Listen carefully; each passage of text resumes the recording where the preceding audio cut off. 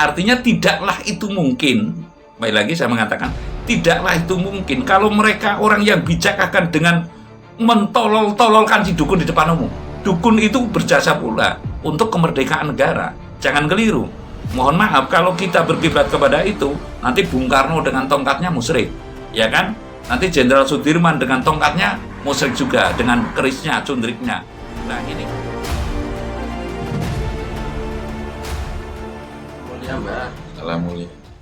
sebagai generasi Jawa ini nggih, kita kalau di sosial media itu banyak menyimak video-video dari orang-orang yang katanya bisa dengan mudah membuka mata batin, satu itu. Nah, yang kedua kalinya lalu ada yang dengan mudah katanya melihat makhluk gaib dan lain-lain.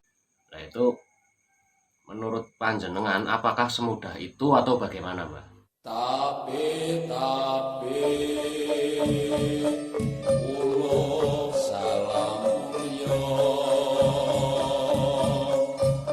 atur bagya wis kono santara.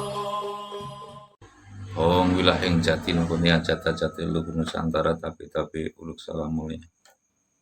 Ya, saya mohon maaf yang semaaf-maafnya ya kepada ya yang di sosial media, media sosial itu banyak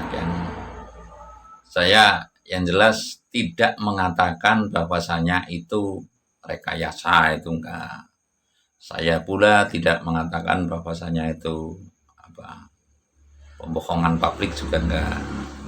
Tapi kembali lagi kalau bahasa saya, mari kita mencermati, mari kita mengamati, lalu mari kita mengurai bersama. Artinya antara keseimbangan itu kan penting.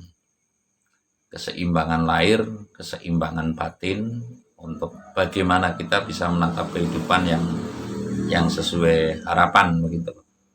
Artinya sesuai harapan ya kita tidak terbimbangkan. Bimbang itu kan kurang pas kalau anunya. Nanti kalau sudah bimbang akhirnya bingung itu kan kurang pas.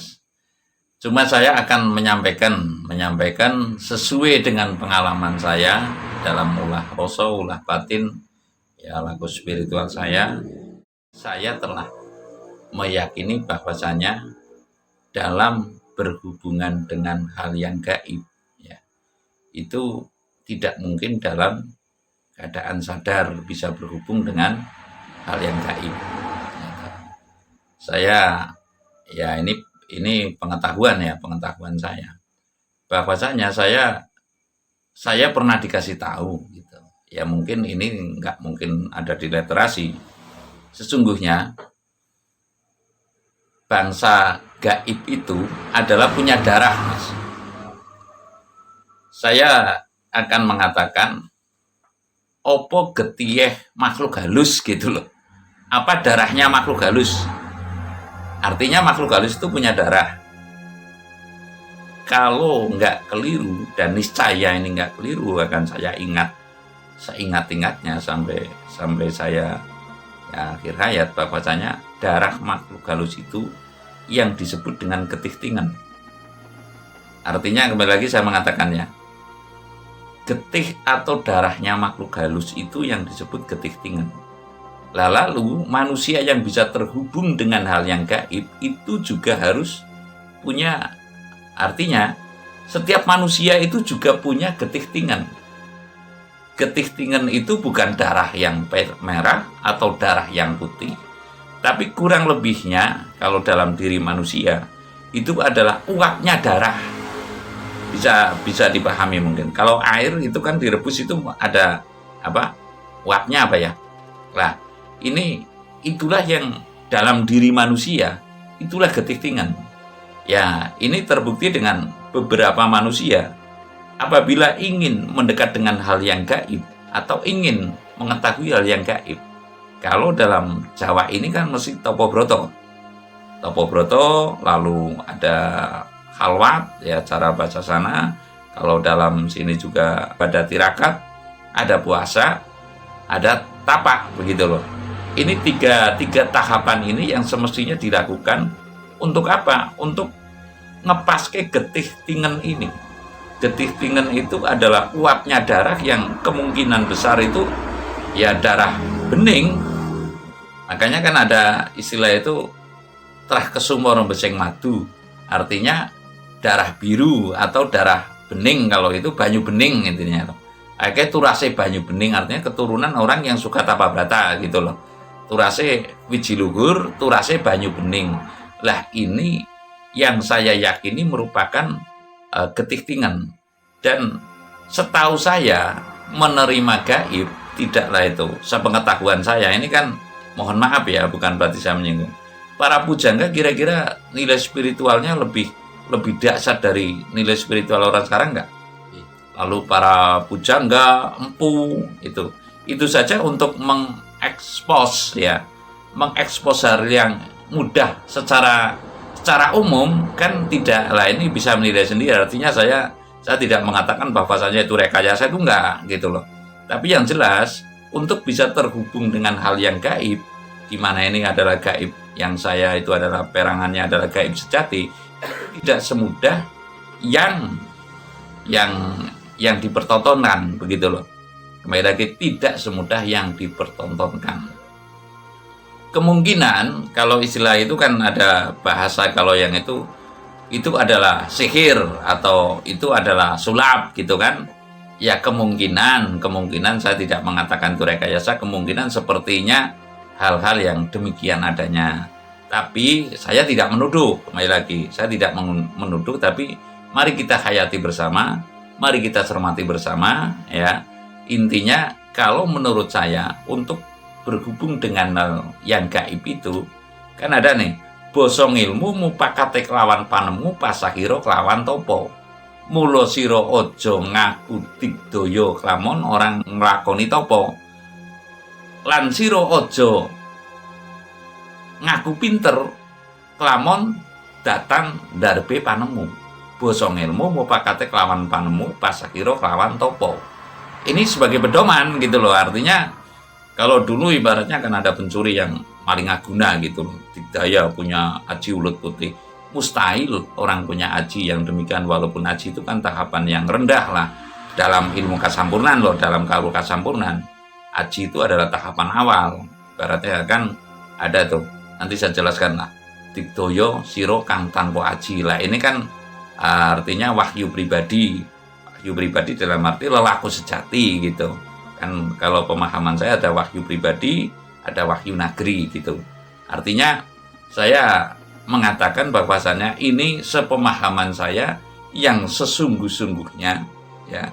Saya tidak mungkin beber urusan gaib sekalir-kalir atau di sembarang tempat saya berbicara yang itu. Ya kemungkinan besar tidaklah, kemungkinan besar. Artinya saya mengatakan bahwasanya untuk ulang wuruk hal yang kaitannya dengan hal yang gaib, siyogyanya tidak sadengah-dengah atau separan-paran atau semudah itu atau sembarangan begitu loh. Tidak semudah itu kita untuk membeberkan, memberi keterangan atau ulang wuruk, baik itu yang bersifat aji, baik itu yang bersifat tuntunan lelaku sejati, itu tidak sembarangan gitu. Artinya tidak harus ngepleki, harus ngepasi dengan yang sesungguhnya. Saya mengatakan juga bahwasanya gaib itu tidak boleh untuk main-main begitu. Lalu bagaimana dengan sebuah cara ya, itu ada sebuah cara yang mengundang mediator, mengundang ruh atau makhluk gaib melalui manusia yang dijadikan mediator. Itu bisa-bisa saja Mas. Tapi kalau saya mohon maaf semaaf-maafnya, itu kategorisasi ilmu jantur. Ya. Seperti efek gitu. Ya, kalau boleh saya ngomong itu kuda kepang. Yang dikhawatirkan, maksud saya, ya, yang dikhawatirkan bisa jadi demikian. Bisa jadi sudah terlanjur menjadi mediator, namun pas getih tingen itu nggak ngepasi, nanti akhirnya daripada malu, ya kayak orang mabuk saja. Orang mabuk gimana itu? Kan antara sadar dan tidak sadar karena saking sudah konsentrasi tapi nggak masuk, lalu tidak masuk mengaku sudah kemasukan, begitu kan bisa jadi. Atau kemasukan yang keliru, Mas. Artinya keliru begini, yang diundang si A karena tidak tembus, lalu yang masuk si B. Kan bisa dipahami nih ya. Baratnya kalau saya ngundang leluhur, malah yang masuk bukan leluhur gitu loh. Jadi kalau saya ya transparan saja, kalau andai kata saya ketemu dengan orang-orang yang seperti demikian, ya saya pun berani mengatakan yang demikian. Itu saya kan ya sekarang akhirnya kan dengan meninggikan dirinya, ya meninggikan dirinya dan merendahkan yang lainnya. Contoh lah, saya kan kadang melihat juga itu, kalau kesannya dukun sekarang kan sudah hancur-hancuran, ya kan? Dukun itu seolah-olah sama sekali aji godong jati aking, tidak ada ibaratnya mutunya sama sekali. Apakah sudah benar demikian gitu loh? Dan apakah yang merendahkan, maaf kata, si dukun-dukun ini sudah ngepasti, sudah benar, sudah melebihi daripada ilmu dukun itu? Lalu apakah kalau dukun itu pasti salah gitu loh? Nah, ini kan kesannya karena dukun itu identik dengan hal-hal mistik yang berbau santet, pelet, dan lain-lain, Pak. Itu yang saya katakan belum melulu seton, Mas. Kalau sudah, kan saya akan mengatakan nih, artinya kita sudah punya pakem lah, pakem. Jalmo kang wis pandeng, semu samudono, sesadone adu manis. Artinya tidaklah itu mungkin. Baik lagi saya mengatakan, tidaklah itu mungkin kalau mereka orang yang bijak akan dengan mentolol-tololkan si dukun di depan umum. Artinya kan di break ini. Mana mungkin zaman sekarang itu ada dukun santet?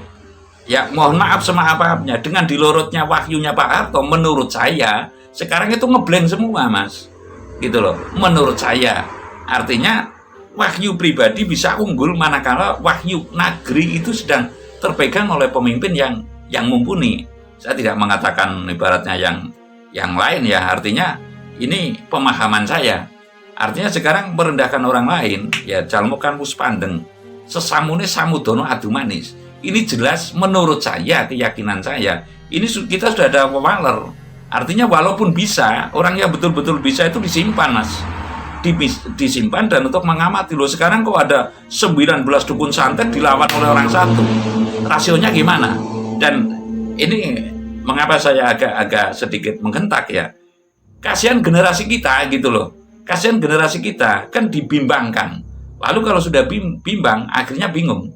Sehingga mohon maaf semaaf-maafnya, seyogianya ngolet pangan itu rasanya neko-neko lah, apa adanya saja, memberikan keterangan yang nyata maksudnya loh. Jadi saya nggak akan menuding itu si A, itu si B gitu. Artinya dalam sebuah itu, tapi tolonglah maksudnya seyogianya gitu loh. Bukan saya minta tolong ya, seyogianya ditinjau kembali dalam dirinya masing-masing, apakah hal yang demikian sudah tepat.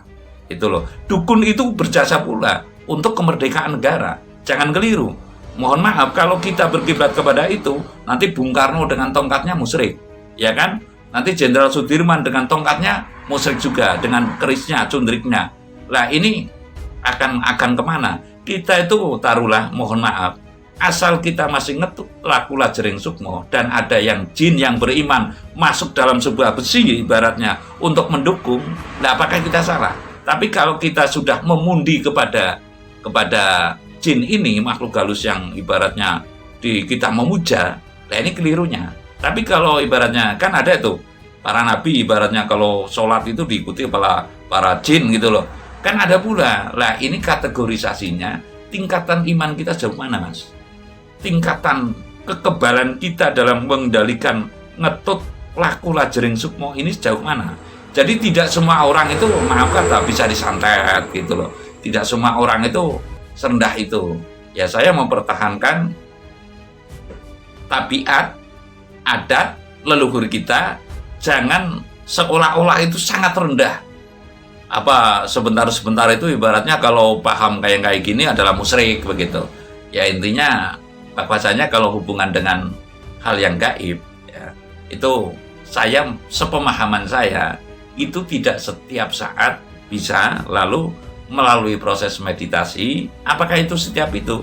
Ya menurut saya iya sih, setidaknya kita menenangkan, ngelerem ke saliro gitu, ngelerem ke saliro, pikiran tenang, hati tenang, baru bisa terhubung dengan yang hal yang gaib. wah dengan rame-rame dengan itu lalu bisa, itu menurut saya nggak pas gitu loh. Saya tidak mengatakan itu rekayasa, saya tidak mengatakan itu pembohongan publik. Kan banyak nih kemarin ada apa keceletot tuh ya kejeglong atau tersandung gitu aja kan, bahwasanya ada tragedi yang katanya ditembak ternyata juga enggak. Ini kan malu-maluin kalau menurut saya. Nyatanya dalam keterangannya juga dia menyatakan bahwasanya sehat-sehat saja. Ini kan malu-maluin lah, wong golet pangan kok mesti goroh. Padahal katanya dia itu menguasai hal yang gaib. Mungkinkah hal yang gaib dipadukan dengan hal yang goroh? Goroh itu artinya ya mendustai dirinya, membohongi dirinya begitu loh.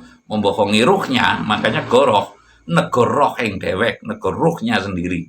Jadi intinya sepemahaman saya urusan hal yang gaib itu ya ibaratnya ada ukuran darahnya itu, darah yang gaib itu namanya ketihtingan. Ketihtingan itu di dalam diri manusia juga terdapat ketihtingan. Ketihtingan itu kurang lebih, ya bukan kurang lebih, itu uapnya darah, baik darah putih maupun darah merah, ya, yang jernih itulah yang bisa menghubung kepada hal yang gaib. Saya rasa demikian. Terima kasih.